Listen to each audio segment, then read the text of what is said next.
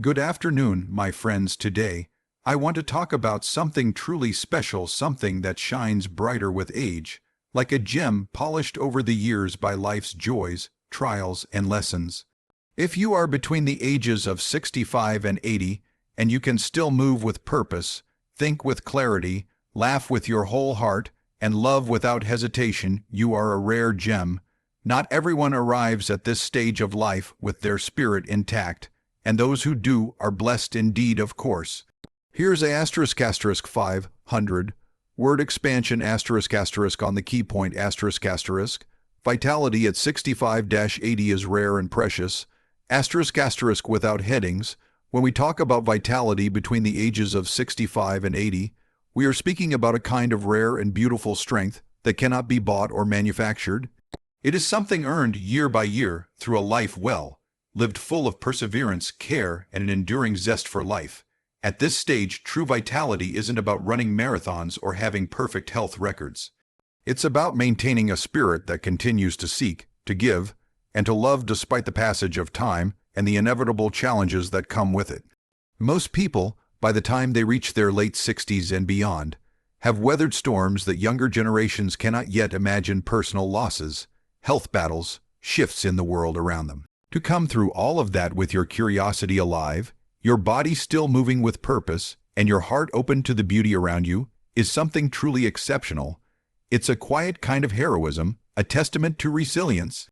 Not everyone gets to feel this vitality, which is why those who do are seen as rare treasures in our communities and our families. Vitality at this age is precious because it reflects not just survival, but the ability to thrive. It means you have adapted when life asked you to change. It means you cared for your health when it would have been easier to let bad habits take root. It means you nurtured relationships, passions, and a sense of purpose even when responsibilities or sorrow might have tried to dull your spark. That inner glow, the smile that still comes easily, the quickness of your step, the warmth in your conversations, those are signs of a life force that remains strong and generous. There's something deeply inspiring about a person in their 70s who continues to try new things, who keeps learning, who still wakes up with plans for the day.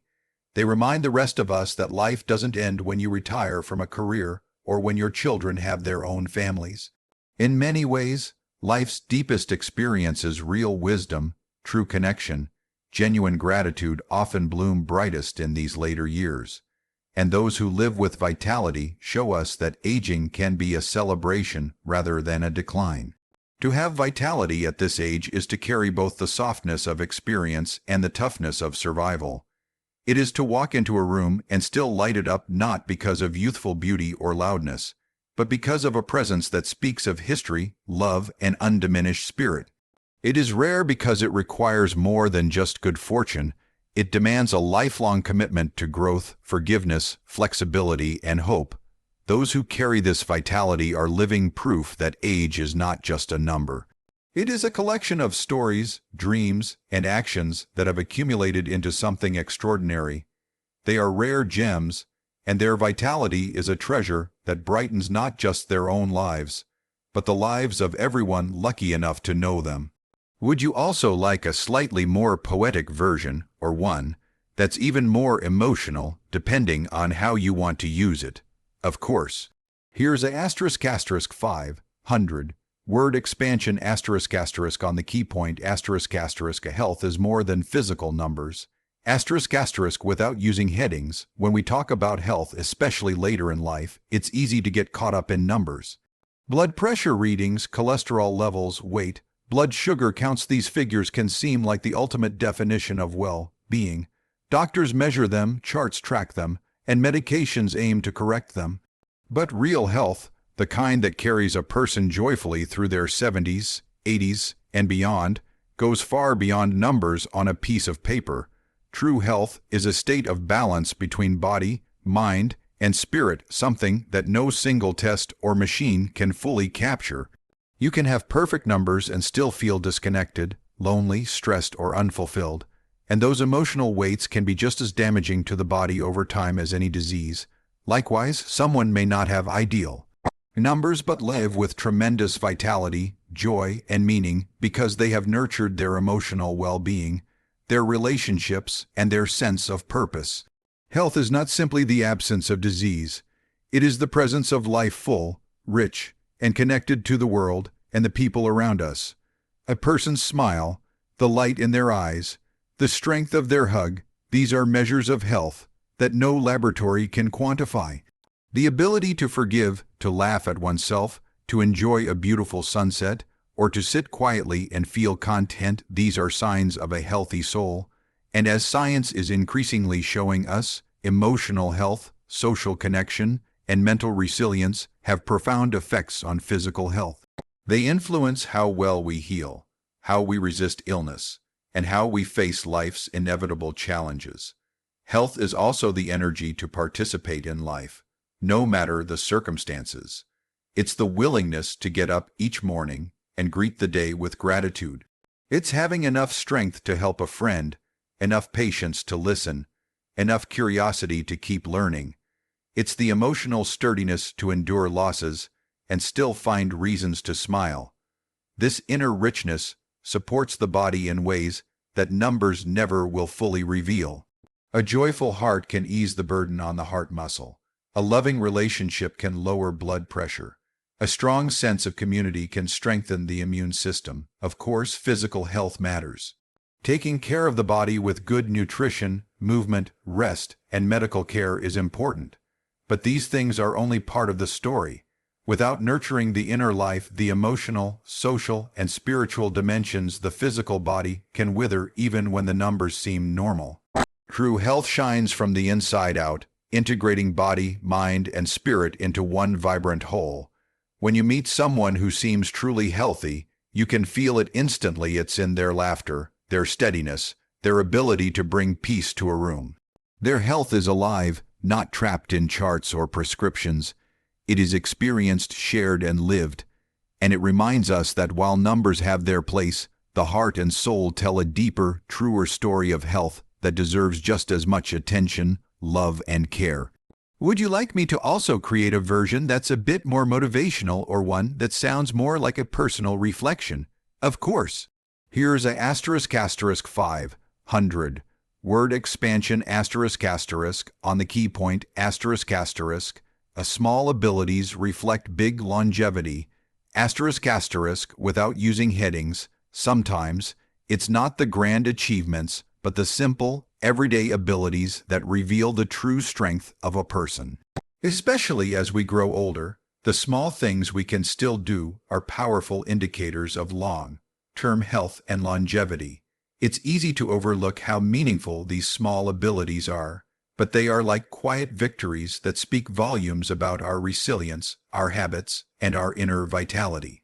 The ability to get up from a chair without assistance, to walk steadily across a room, to bend down and pick something off the floor, these actions seem minor, but they are profound. They require strength, balance, coordination, and mental sharpness, all of which are key ingredients to living a long, healthy life. Each of these small movements is a sign that the body is still working harmoniously, that the muscles, bones, joints, and nerves are still communicating and functioning as a team. Beyond physical movements, small mental abilities are just as telling. Remembering a friend's birthday, learning how to use a new phone, or recalling a favorite recipe from memory might seem ordinary, but they are remarkable signs of cognitive health. Keeping the mind engaged, flexible, and curious helps to slow cognitive decline and protects against memory loss. The brain, much like the body, thrives on use. When we stay mentally active, we are investing in years of future clarity and connection. Small social abilities matter too.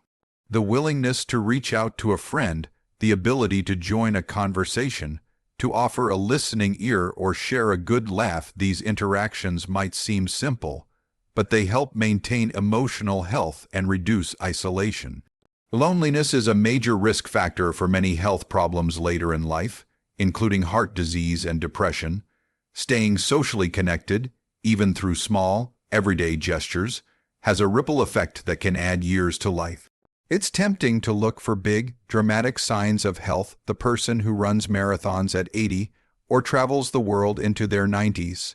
But the truth is, longevity is usually built on the quieter, steady foundation of small habits maintained over time. It's being able to tie your own shoes, to dress yourself without struggle, to prepare a meal from scratch, to care for a pet or a garden. These daily abilities require coordination of mind, body, and spirit, and they represent a deep reserve of health that no single test could measure. Small abilities often go unnoticed until they are lost. That is why they are so precious. Maintaining them means maintaining independence, dignity, and a sense of control over one's life. Every step taken, every button fastened, every new thing learned is a declaration that life is still vibrant and full of possibility. In the end, it is these small, steady victories that build a long, meaningful life. They are proof that health is alive not in isolated moments, but in the quiet, everyday miracles of living fully, no matter the age. Would you also like a second version that's even a little more poetic or emotional, depending on the feeling you're aiming for? Of course, here's a **500 word expansion ** on the key point **. Wisdom and resilience are lifelong treasures. ** without using headings. Wisdom and resilience are not things we are simply born with.